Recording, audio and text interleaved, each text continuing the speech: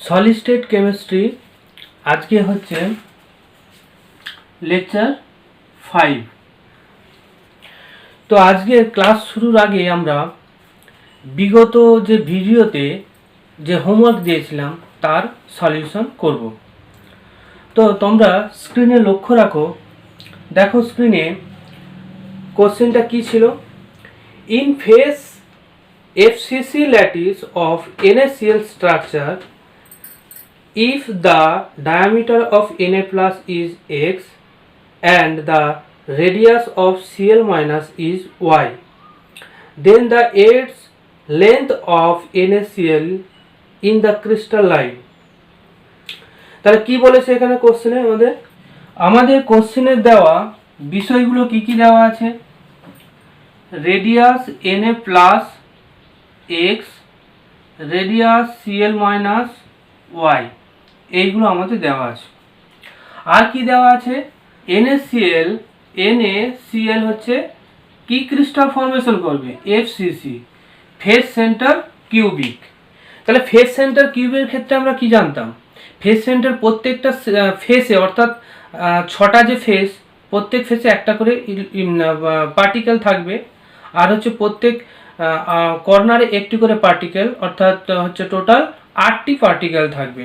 তাহলে যদি আমরা একটা ফেসের কথা কল্পনা করি, এই ফেসের এইখানে কি একটা পার্টিকেল যেটা Cl মাইনাস, আর হচ্ছে এই পাশে একটা হচ্ছে Cl মাইনাস, এদের মধ্যে এই যে দূরত্ব, এই দূরত্বটাকে আমরা কি বলছি RCl মাইনাস, এই দূরত্বটাকে কি বলবো RCl মাইনাস, অর্থাৎ এটা হচ্ছে ওই যে স্ফেরিক্যাল যে আছে গোলক, তার হচ্ছে ব্যাসার্ধ।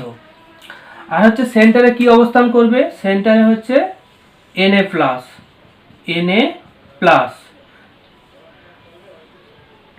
এই পর্যন্ত হচ্ছে এটা কি Rna প্লাস, ঠিক একই রকম ভাবে এটা হচ্ছে Rna প্লাস। অর্থাৎ এই পুরোটা যদি আমরা ধরি এইখান থেকে এই পর্যন্ত, তাহলে কি হবে, ব্যাস হবে, ওই বৃত্তের ব্যাস। ঠিক আছে, তাহলে ক্ষুদ্রতম যে অংশ, এই অংশটাকে আমরা কি বলবো, ব্যাসার্ধ।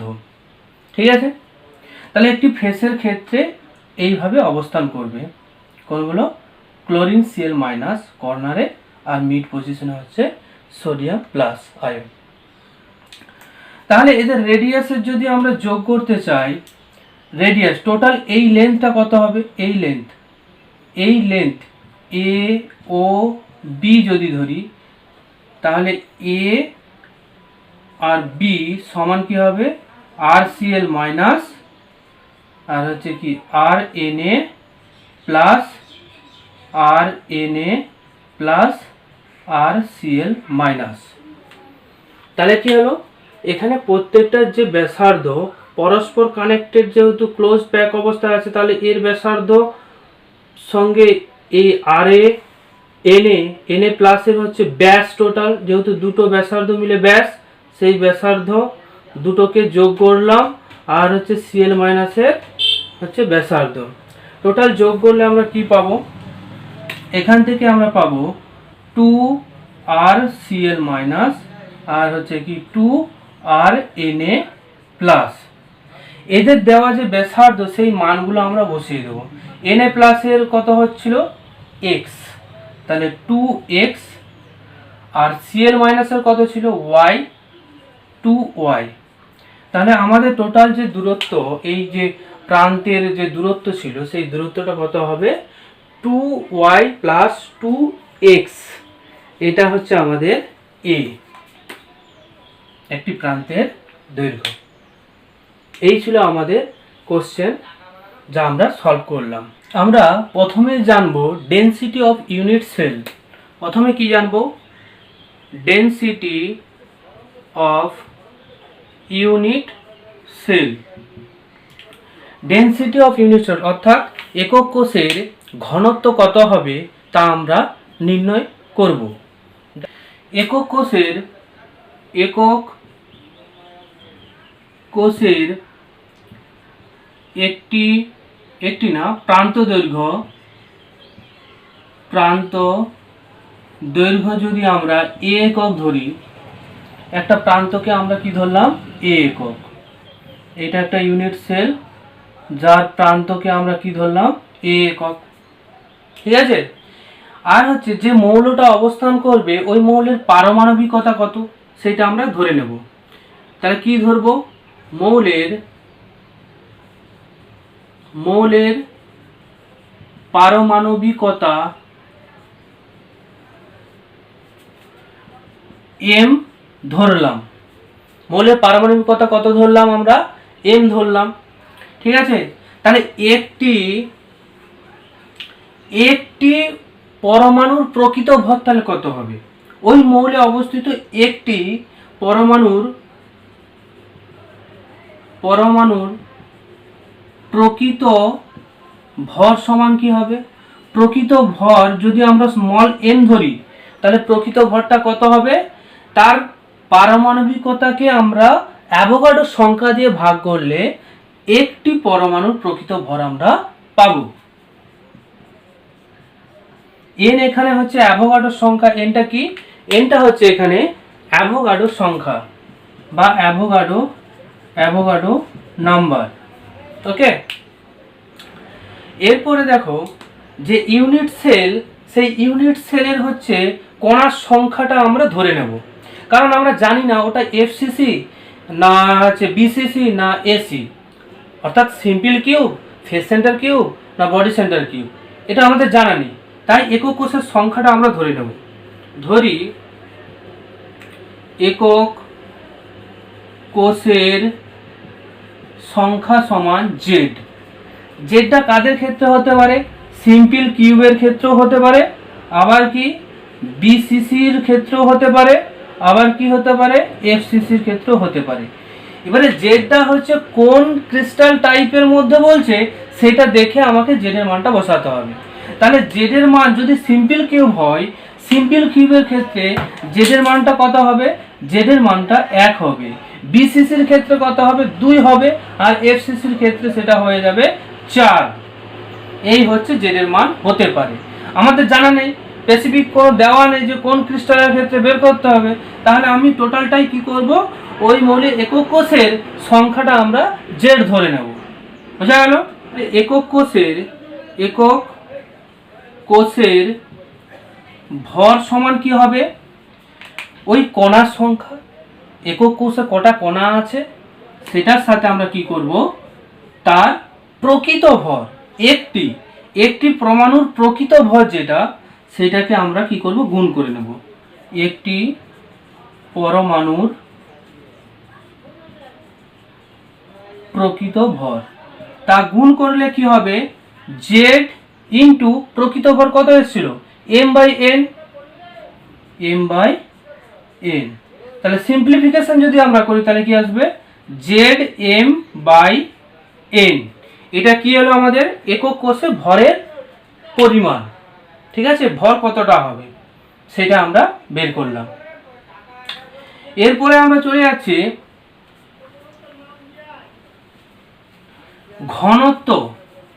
ঘনত্ব সমান আমরা কি জানি, ঘনত্ব সমান আমরা জানি ভর বাই আয়তন। ঘনত্ব সমান আমরা সাধারণত কি জেনে এসেছি, ভর বাই আয়তন। এবারে যদি একক কোষের ঘনত্ব আমরা বলতে চাই, তাহলে কি একক কোষের ভর আমরা পেয়ে গেছি, তাহলে তার আয়তনটা কি হবে।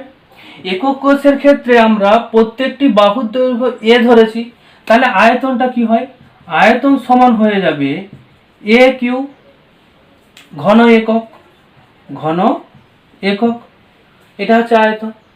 তাহলে আমরা একক কোষের যদি ঘনত্ব বের করি, একক কোষের ঘনত্ব সমান কি হয়ে যাবে, একটি কোষের বা একটি একক কোষের ভর যা, সেই ভরটা আমরা বসাবো জেড এম, যেটা এসছে আমাদের জেড এম বাই এন, কি হবে ডিভাইডেড বাই আয়তন, একক কোষের যে আয়তন, একটি একক কোষের আয়তন কত, এ কিউ।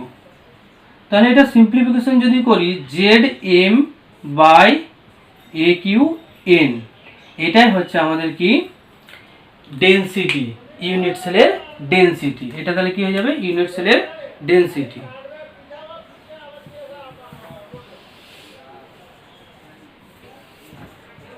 ডেনসিটি।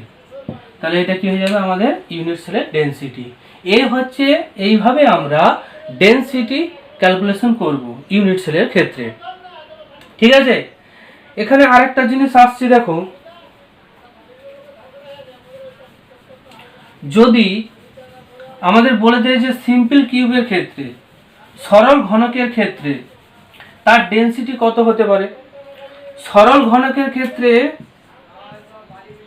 জেড সমান কত জানি, এক তো। আর হচ্ছে বিসিসি বডি সেন্টার কিউবের ক্ষেত্রে জেড সমান কত জেনে এসেছি, 2 বা দুটি ইলেকট্রন থাকবে, দুটি কণা থাকবে। আর এখানে হচ্ছে সিম্পল কিউবের ক্ষেত্রে একটি কণা থাকবে। এফসিসির ক্ষেত্রেও কি হবে, 4টি কণা থাকবে। তাহলে ওদের ডেনসিটিগুলো কি হবে, ডেনসিটি তখন হয়ে যাবে ডি সমান সিম্পল কিউবের ক্ষেত্রে কি হয়, M by A Q N. এখানে জেড এর মান কিন্তু 1।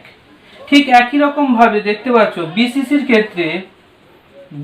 ক্ষেত্রে ডেনসিটিটা কি হবে, জেড এর মান যদি 2 বসিয়ে দিই, 2 into M by A Q N. একই রকম ভাবে দেখো এফসিসি ফেস সেন্টার কিউবের ক্ষেত্রে ডেনসিটিটা কি হবে, FCC 4 into M by A Q N. এইভাবে আমাদের কি করতে হবে, density of unit cell calculation করতে হবে। দেখো কি দিয়েছি, এখানে বলা আছে 60 গ্রাম পার মোল পারমাণবিক ভর বিশিষ্ট একটি মৌলের এক্স এর ঘনত্ব দেওয়া আছে 6.23 গ্রাম পার সেন্টিমিটার কিউব। যদি এটির কিউবিক একক কোষের প্রান্ত দৈর্ঘ্য 400 pm হয়, তবে কিউবিকের একক কোষের প্রকৃতি, অর্থাৎ একক কোষের প্রকৃতি বলতে এখানে কি চেয়েছে, সেটা সিম্পল কিউব হবে না বডি সেন্টার কিউব হবে না ফেস সেন্টার কিউব হবে, কোনটা হবে সেটা আমাকে বের করতে হবে।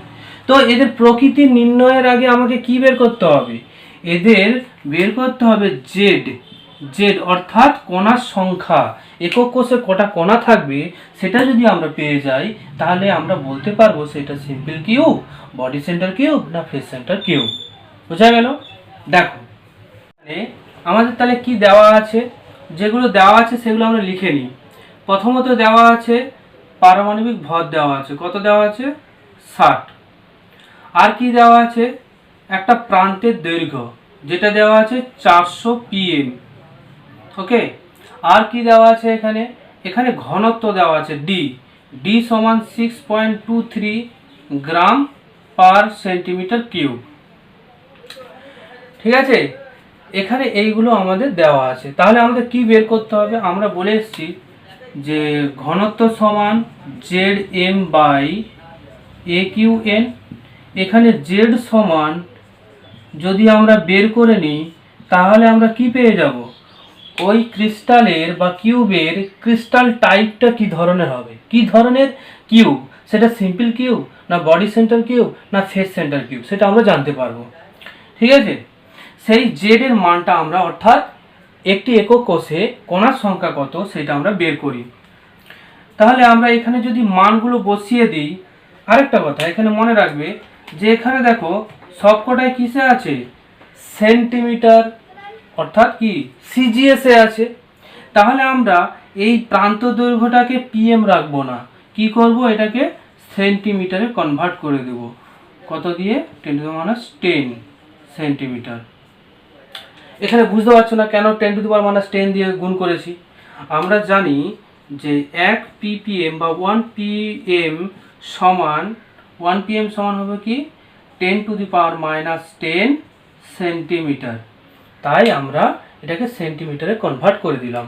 ওকে, এরপর মানটা আমরা বসিয়ে দেবো। এখানে ডি এর মান দেওয়া আছে 6.23, তারপর হচ্ছে এ এর মান কত দেওয়া আছে 400 into 10⁻10 cube into 6.022 into 10⁻23। Avogadro সংখ্যার মান n সমান আমরা জানি কি 6.022 10⁻23 ডিভাইডেড বাই কি হবে 60।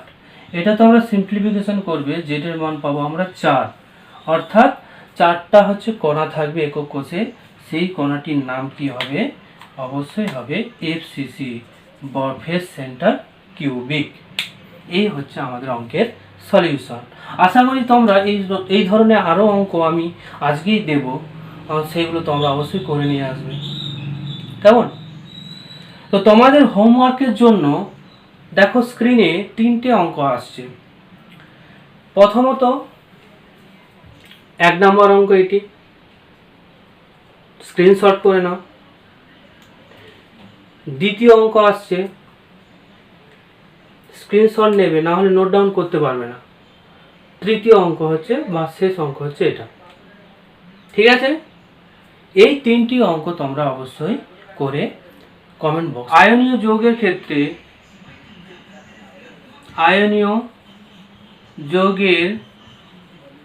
ক্ষেত্রে সব কিছুই একই হবে, শুধুমাত্র একটি পরিবর্তন হয়, সেটা দেখো। ডি সমান কি হবে? ZM/AQN। এখানে এম সমান কি? এম সমান হচ্ছে আমরা জানি তাদের হচ্ছে পারমাণবিক ভর। আর জেড সমান কি? জেড সমান হয়ে যাবে প্রতিটি একক কোষে কণার সংখ্যা, যেটা আমরা জেনে এসেছি। ঠিক আছে, এটা জেনে এসেছিলাম। কিন্তু যদি আয়নীয় যৌগের ক্ষেত্রে বলে, শুধুমাত্র আয়নীয় যৌগের ক্ষেত্রে, তখন এমটা তার সংকেত ভর হবে। তাহলে এখানে পারমাণবিক ভরটা আমরা নেব না, তার সংকেত ভরটা নেব। আয়নীয় যৌগের ক্ষেত্রে সংকেত ভরই হয়, তাই সংকেত ভরটাই আমরা নেব। ওকে। আর জেড সমান কি হবে? একক কোষে কণার সংখ্যা। ওকে, এই হচ্ছে আয়নীয় যৌগের ক্ষেত্রে। শুধু মনে রাখবে, এই এম এর জায়গায় কি হয়ে যাবে? এমটা পারমাণবিক ভর হবে না। আয়নীয় যৌগের ক্ষেত্রে এটা কি হবে? সংকেত ভর হবে। ক্লিয়ার? Very good. আয়নীয় যৌগের ক্ষেত্রে রেডিয়াস রেশিও রুল আমরা জানব। রেডিয়াস রেশিও রুল অর্থাৎ ব্যাসার্ধের অনুপাত সূত্র, যেখানে ক্যাটায়ন আর অ্যানায়নের ব্যাসার্ধের অনুপাতকে আমরা কি বলবো? Radius ratio.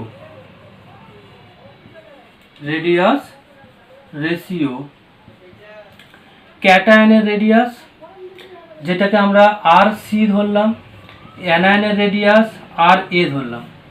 এই ক্যাটায়ন আর অ্যানায়নের রেডিয়াসের অনুপাতটাই হচ্ছে আমাদের রেডিয়াস রেশিও।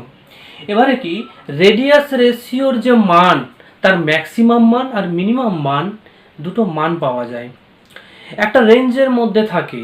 সেই রেঞ্জ অনুযায়ী ওই ক্রিস্টালের কোঅর্ডিনেশন নাম্বার কত হবে বা তাদের স্ট্রাকচার কেমন হবে, সেই সব কিছু আমরা জানি। রেডিয়াস রেশিও আর কোঅর্ডিনেশন নাম্বার স্ট্রাকচার দিয়ে আমরা কি করলাম? একটা প্লট করলাম। সেখানে দেখব রেডিয়াস রেশিওর মান, অর্থাৎ রেডিয়াস ক্যাটায়ন, রেডিয়াস অ্যানায়ন, এদের মান যখন 0.155 থেকে কত হবে? 0.255 হয়, তখন তার কোঅর্ডিনেশন নাম্বার হবে 3। কোঅর্ডিনেশন নাম্বার 3 অর্থাৎ একটি ক্যাটায়নকে ঘিরে থাকবে 3টি অ্যানায়ন। ঠিক আছে, আর 3টি অ্যানায়নকে ঘিরে থাকবে 3টি ক্যাটায়ন। সেটা হচ্ছে কোঅর্ডিনেশন নাম্বার 3। এদের স্ট্রাকচার কি হবে? এদের স্ট্রাকচার হচ্ছে ত্রিভুজ আকৃতি কিন্তু প্ল্যানার। তাহলে কি হবে? Planar trigonal structure. এইটা হচ্ছে কোঅর্ডিনেশন নাম্বার 3 বা এই রেঞ্জের মধ্যে হচ্ছে প্ল্যানার ট্রাইগোনাল স্ট্রাকচার। এরপর আসছি 0.255 থেকে 0.414, এই রেঞ্জের মধ্যে তাদের কোঅর্ডিনেশন নাম্বার কত হবে? তাদের কোঅর্ডিনেশন নাম্বার হবে 4 আর তাদের স্ট্রাকচার হবে টেট্রাহেড্রাল। তাদের স্ট্রাকচার কি হবে? টেট্রাহেড্রাল। এরপর আসি 0.414 থেকে 0.732, যার হচ্ছে কোঅর্ডিনেশন নাম্বার হবে 6, যাদের স্ট্রাকচার হবে অক্টাহেড্রাল। কোঅর্ডিনেশন নাম্বার 6 হবে, আর কি হবে? Octahedral structure. আবার দেখো 0.732 থেকে 1 পর্যন্ত, 100, ঠিক আছে, 1.00, তাদের কোঅর্ডিনেশন নাম্বার কত হবে? তাদের কোঅর্ডিনেশন নাম্বার হবে 8। তাদের স্ট্রাকচার হবে কি? বিসিসি স্ট্রাকচার, বডি সেন্টার কিউবের মতো স্ট্রাকচার হবে। এই হচ্ছে আমাদের কি রেডিয়াস রেশিও আর কোঅর্ডিনেশন নাম্বার আর তাদের মধ্যে স্ট্রাকচারের যে একটা রিলেশন সেইগুলো দেখালাম। অবশ্যই এটা নোট ডাউন করবে। ওকে, এটা আমাদের পরবর্তীকালে কাজে দেবে অঙ্ক করার ক্ষেত্রে। তো রেডিয়াস রেশিওর একটা অঙ্ক আমরা করে দেখি। দেখো স্ক্রিনে দেখো একটা কোশ্চেন দিচ্ছি, যেটা হোমওয়ার্ক স্ক্রিনশট নিয়ে নেবে বা নোট ডাউন করবে, যেটা তোমরা করে নিয়ে আসতে পারো। ওকে, এটা হচ্ছে তোমাদের হোমওয়ার্ক। ওকে, কোঅর্ডিনেশন নাম্বার হলো যে সর্বাধিক ঘন সন্নিবেশ বা কিউবিক ক্লোজ প্যাক অবস্থায় গঠনকালে একটি কণাকে ঘিরে সর্বাধিক যতগুলো কণা অবস্থান করবে, সেই যে কেন্দ্রে থাকা কণা তার কোঅর্ডিনেশন নাম্বার তত হবে। যেমন একটা উদাহরণ হিসেবে যদি আমরা ধরি, সেন্টারে হচ্ছে সবুজ একটা কি আছে, কণা আছে, তাকে ঘিরে রেখেছে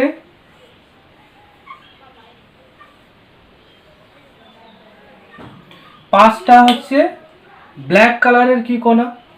তাহলে এই সবুজ কণার কোঅর্ডিনেশন নাম্বার কত হবে? সবুজ কণাটির কোঅর্ডিনেশন নাম্বার হবে 5টি, যেহেতু ঘিরে আছে তাহলে 5, তাহলে কোঅর্ডিনেশন নাম্বার কত হচ্ছে 5। তাহলে কোঅর্ডিনেশন নাম্বার ব্যাপারটা তোমরা বুঝতে পারলে অবশ্যই। ঠিক একই রকম ভাবে আরেকটা বলছি, এই রকম একটা স্ট্রাকচার রয়েছে।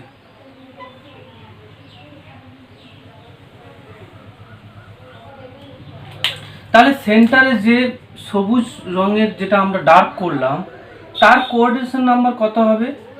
তার কোঅর্ডিনেশন নাম্বার হবে 6, কারণ 6টি কি কণা ঘিরে রয়েছে, তাই তার কোঅর্ডিনেশন নাম্বার হবে 6। এইভাবে আমরা কোঅর্ডিনেশন নাম্বারগুলো দেখব। 2Dর ক্ষেত্রে কেমন হবে, 1Dর ক্ষেত্রে কেমন হবে, 3Dর ক্ষেত্রে কেমন হবে, সেগুলো আমরা দেখছি।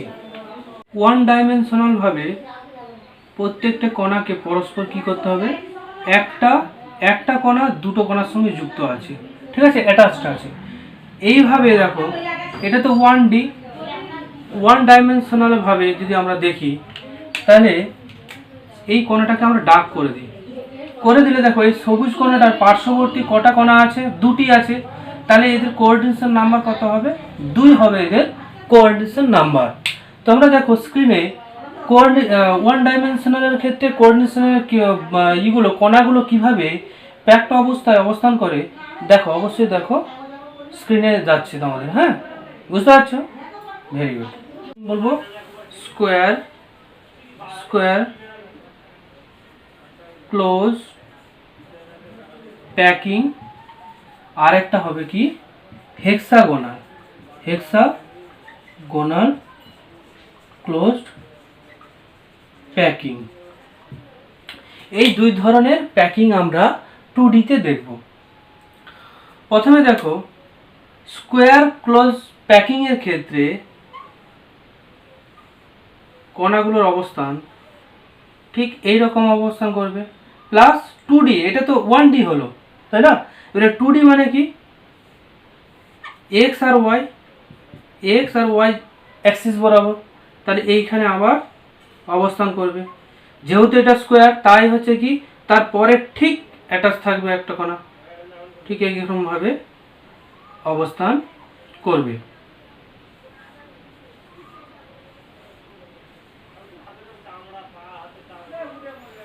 তাহলে যদি আমরা এইখানের এই কণাটাকে ডার্ক করে ধরে নিলাম, এর পার্শ্ববর্তী দেখো কটা কণা থাকবে, 1 2 3 4, এই 4টা কণা একে কি করে আছে, ঘিরে আছে।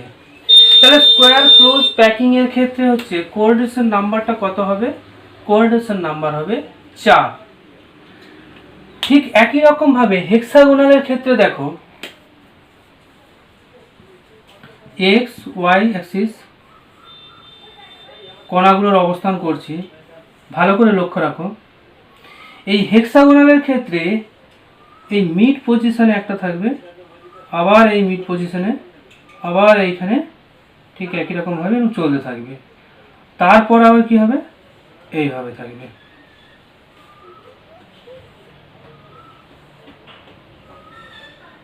বোঝা যাচ্ছে? ঠিক আবার এইভাবে, হয়তো হাতে ভালো করে আঁকতে পারছি না, তোমরা দেখো, তোমাদের অ্যানিমেশন দিয়ে দেবো আমি, সেটা নিয়ে টেনশন করার দরকার নেই। তো আমরা যদি এই কণাটার ক্ষেত্রে ধরি, তাহলে কটা আছে কণা ঘিরে আছে?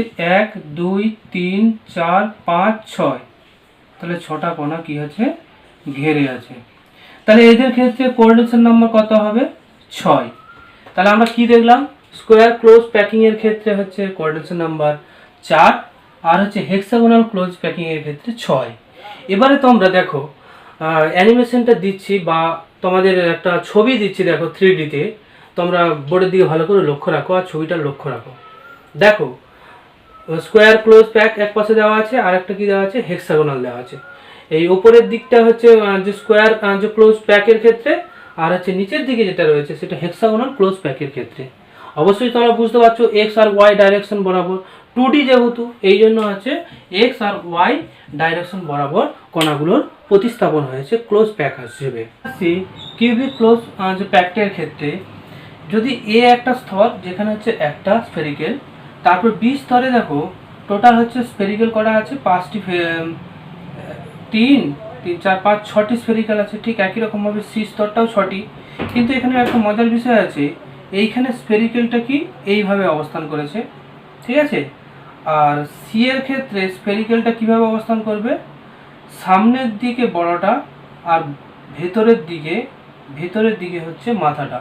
ঠিক একই রকমভাবে এটার ক্ষেত্রে, বি এর ক্ষেত্রে মাথাটা কোন দিকে আছে? বাইরের দিকে, আর ভেতরের দিকে আছে, মানে ব্যাক সাইডে আছে এই দুটো প্রান্ত। ওকে, আর এখানে হচ্ছে একটা করে আছে। বোঝা গেল?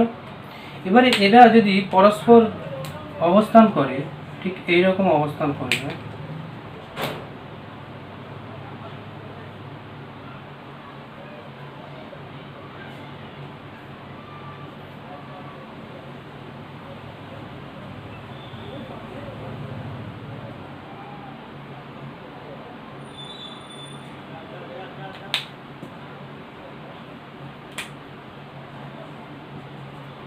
এইভাবে ক্লোজ প্যাক অবস্থা হবে, এ বি সি, আবার হয়ে যাবে এ। তাহলে এদের রিপিটেশন কেমন হবে? A B C, A B C, আবার ডট ডট, এইভাবে বারবার ওটা রিপিটেশন হবে। এরপর আসছি হেক্সাগোনাল ক্লোজ প্যাকের।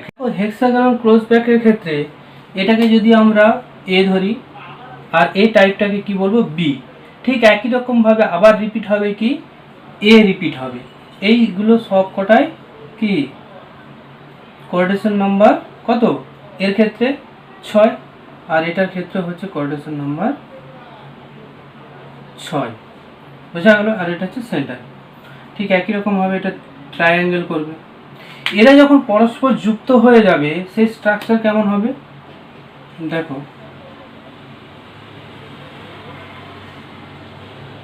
কটা হলো? 1 2 3 4 5, সেই পাশে একটা, মানে ব্যাক সাইডে একটা, এখানে 3টে রয়েছে, তাই 3টে আমরা করে দিলাম। তারপরে আবার কি আছে? তারপর আবার এই রকম করে আর ব্যাকে থাকবে। তাহলে এদের স্ট্রাকচারগুলো কেমন হচ্ছে?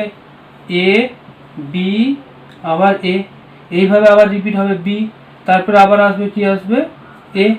তাহলে এদের হেক্সাগোনাল ক্লোজ প্যাকের ক্ষেত্রে কি হবে? A B, A B, A B, এইভাবে রিপিটেশন হবে। ঠিক আছে? রিপিটেশন হয়ে এদের ক্লোজ প্যাক অবস্থায় অবস্থান করবে। আর কি হবে? এদের হচ্ছে স্ট্রাকচারগুলো 3Dতে আরও ভালো দেখা যায়। তোমাদের একটা চিত্র আমি দিচ্ছি স্ক্রিনে, দেখো, স্ক্রিনে দেখলে ভালোভাবে বুঝতে পারবে। দেখো, যে ক্লোজ কিউবিক প্যাকের ক্ষেত্রে যেটা বাম দিকে আছে, আর হেক্সাগোনাল ক্লোজ প্যাক যেটা ডান দিকে আছে, দেখে বুঝতে পারছো এ বি সি স্তরগুলো পরস্পর কীভাবে অ্যাটাচড হয়ে আছে। আর হেক্সাগোনালের ক্ষেত্রে হচ্ছে সেটা এ বি দুটো স্তরই বারবার রিপিটেশন হচ্ছে। বোঝা গেল? এই হচ্ছে আমাদের আজকের ক্লাস। আজকে এই